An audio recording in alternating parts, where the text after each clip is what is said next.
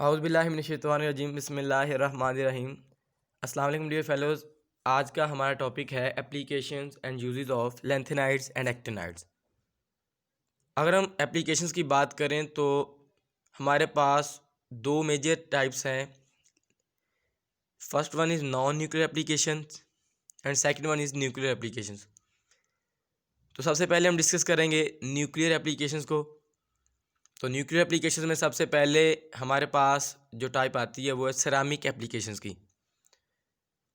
Ceramic application में lanthanides के जो ऑक्साइड्स हैं हमारे पास, the first one is cerium oxide, the second one is lanthanum oxide and the third one is praseodymium oxide.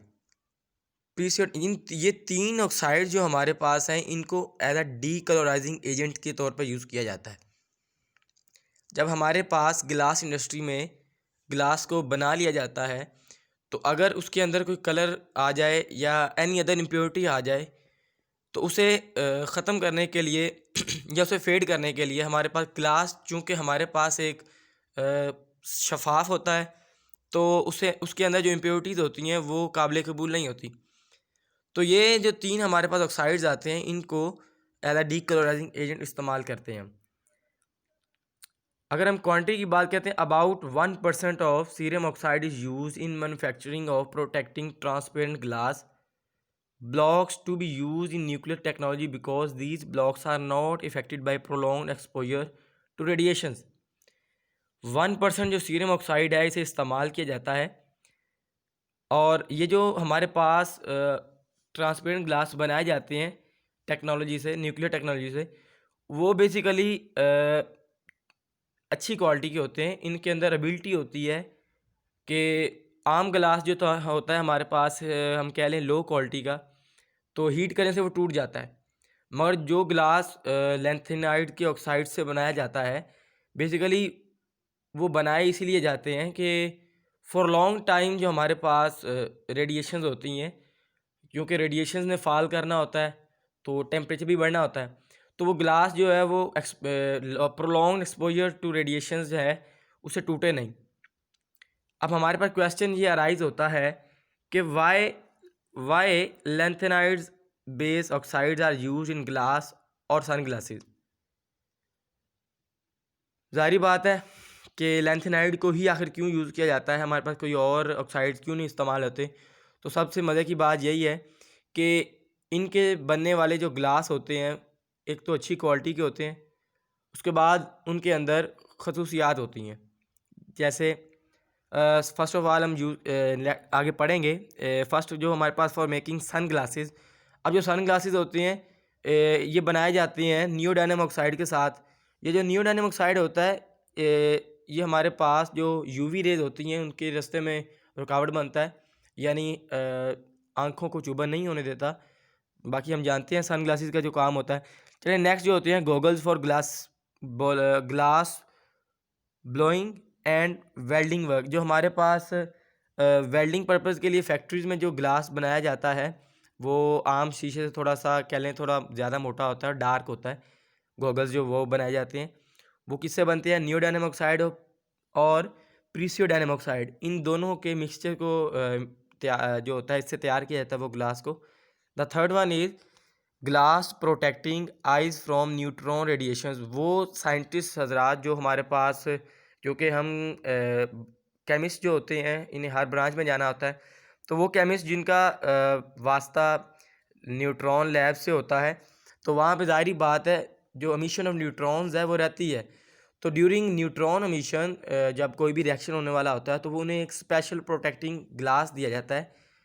Glasses जो होते हैं तो वो किससे बना होता है, हमारे पास जो वो भी लेंथेनाइड के कौन से ऑक्साइड होते हैं, गैडोलिनियम ऑक्साइड और स्मेरियम ऑक्साइड, इन दोनों को मिलाकर इनका मिक्सचर होता है, उससे वो तैयार किया जाता है जो कि हमारे पास न्यूट्रॉन रेडिएशंस को रोकते हैं।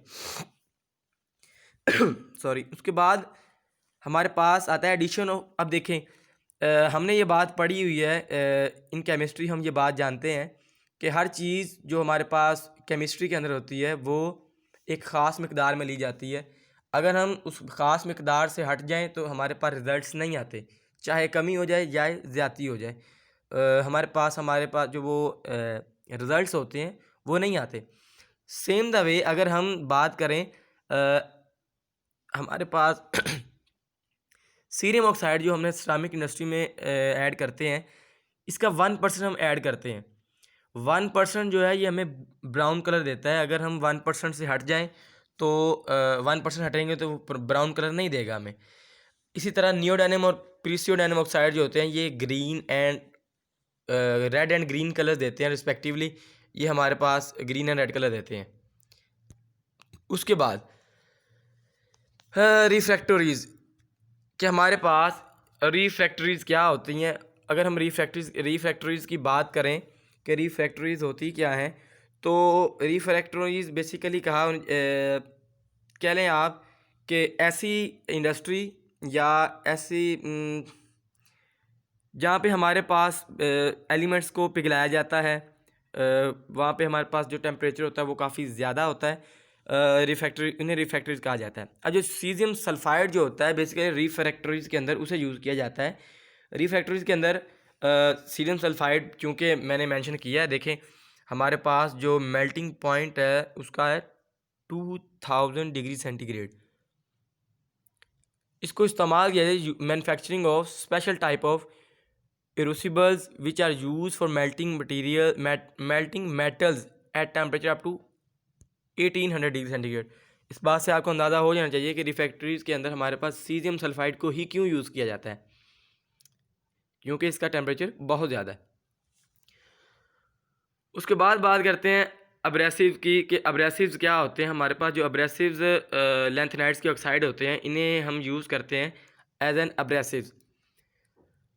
अब्रेसिव्स के अंदर इनका लैंथेनाइड्स के ऑक्साइड का क्या यूज़ है। Lanthanides oxide are use as abrasive for polishing purposes. अब ज़ाहिरी बात है जो भी हमारे पास मेटल्स होते हैं, ग्लासेस होते हैं, तो वहाँ पे हमें आफ्टर मैन्युफैक्चरिंग उनकी पॉलिशिंग की ज़रूरत पड़ती है। तो पॉलिशिंग के लिए भी हमारे पास लैंथेनाइड्स के ही ऑक्साइड इस्तेमाल होते हैं। कहते हैं mixture of oxides, caesium oxide 47%, lanthanum oxide, neodymium oxide, उसके बाद praseodymium oxide plus silicon oxide, इसी तरह कैल्शियम ऑक्साइड, फेरस ऑक्साइड, इन सब के मिक्सचर को मिलाकर पोलिनेट तैयार किया जाता है, जो कि जिसका मकसद ही हमारे पास पोलिनेट बेसिकली उस मिक्सचर को कहा जाता है जिसका मकसद पॉलिशिंग हो। तो हमारे पास थर्ड क्या थी, अब्रेसिव, यानी पॉलिशिंग पर्पस में इस्तेमाल किया जाता है। उसके बाद हम बात करेंगे नेक्स्ट में हमारे पास पेंट्स में आता है। तो लैंथेनाइड्स के जो कंपाउंड्स हैं, इसके जो ऑक्साइड्स हैं, इन्हें इस्तेमाल किया जाता है पेंट्स के अंदर। Use in manufacturing of dyes paints for porcelain. हमारे पास फर्स्ट वन आता है cerium molybdate gives light yellow colour, cerium tungstate gives greenish blue colour, and number third is salt of neodymium gives red colour. ये हमारे पास तीनों में lanthanides के oxides हैं जो कि लाइट, ग्रीनिश और रेड रिस्पेक्टिवली कलर्स देते हैं। नंबर फिफ्थ में हमारे पास आती है टेक्सटाइल्स के अंदर इसका इस्तेमाल। तो टेक्सटाइल्स के अंदर जो हमारे पास डाइंग पर्पज़ होते हैं, डाइंग में ये हमारे पास टेक्सटाइल में इस्तेमाल होता है और टैनिंग में से लेदर इंडस्ट्री में इस्तेमाल किया जाता है। इनके जो क्लोराइड्स होते हैं लैंथेनाइड्स के और इनके जो एसीटेट होते हैं, ये जो फैब्रिक्स हमारे पास water proof and acid resistance, यानी ना तो उन्हें कोई पानी से असर होता है और ना ही एसिड से। तो जो हमारे पास लैंथेनाइड्स के ऑक्साइड्स होते हैं उससे ये बनाई जाती है। नंबर 6 में हमारे पास आती है मेडिसिन और एग्रीकल्चर में। तो सीरियम का जो साल्ट्स होते हैं इन्हें बेसिकली वॉमिटिंग जो होती है, एंटी वॉमिटिंग हमारे पास मेडिसिन बनती हैं उनमें इस्तेमाल किया जाता है। और साल्ट्स ऑफ हमारे पास सीरियम और यूबियम, इनके जो साल्ट्स होते हैं ये हमारे पास रेड ब्लड सेल्स की तादाद होती है, रेड कॉर्पसेल्स की, उसे बढ़ा देती हैं। और जैसे ही वो बढ़ी तो अल्टीमेटली जो हमारे पास हीमोग्लोबिन कंटेंट है वो भी इंक्रीज़ होगा और वो हेल्पफुल होगा हमारे पास बेटर ऑक्सीजन प्रोवाइडर के तौर पर। इसी तरह अगर हम बात करें एग्रीकल्चर की, तो एग्रीकल्चर में जो हमारे पास इंसेक्टो फंगीसाइड यानी इंसेक्ट्स के अगेंस्ट भी ये काम करती है और फंजाई के भी। तो एग्रीकल्चर के अंदर इंसेक्टो फंगीसाइड्स हमारे पास स्प्रे बनती है और जो कि काफ़ी मौसर है। ये थी हमारे पास नॉन न्यूक्लियर एप्लीकेशंस। अब बात करेंगे न्यूक्लियर एप्लीकेशंस की। Lanthanides and their compounds find important nuclear uses, जैसे the first one is in nuclear fuel control. अब हमारे पास जो न्यूक्लियर फ्यूल होता है ये थोड़ा जस्ट लाइक पेट्रोल या डीजल नहीं होता, बल्कि ये इनकी जो अमाउंट होती है ये in the form of batteries या रॉड्स में होती है।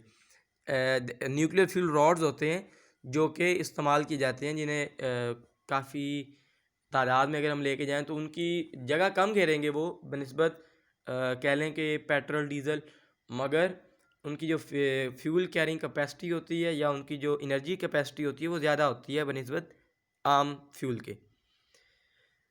उसके बाद हम बात करें प्रीसियोडाइनम, जो हमारे पास 147 है, ये प्रोडक्शन ऑफ एटॉमिक बैटरीज बनाने में ये इस्तेमाल होती है।